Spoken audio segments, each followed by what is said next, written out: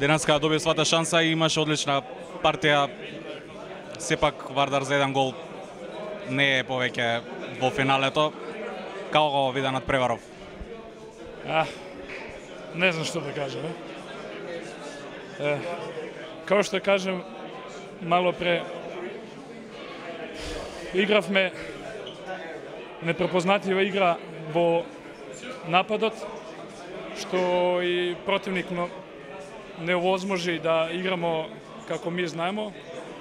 Мислим да су нашу ову тактику скроз прочитали. Тоа е неко мое видење, така да тоа не мора да значи, али оно што ми данас нисмо имали, а краси нас целе године, тоа е полу-контра. Данас имamo уопште нисмо имали sa друге стране, они су имали то, не знам, 7, 8, 9 голова лаких.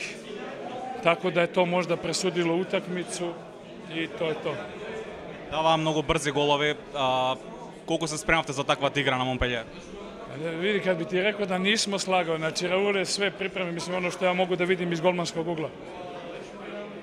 Ne znam ovo šta da kažem, stvarno, ne znam, ne znam ni šta da pričam. Stvarno je sve spremljeno, stvarno je sve jednostavno, danas su bili bolji od nas. Igrali su i oni muški i mi muški, mi smo malo više imali grešaka. Ne rekao bi neki pritisak nismo imali, možda što sam malo prepomenuo neki indirektni. Ne znam šta da kažem, stvarno, kad je trebalo, nismo bili pravi, počevši od sebe pa dalje tamo. Mislim, ne znam šta da kažem, pokušavam da tražim nešto, u ovom trenutku nema šanse.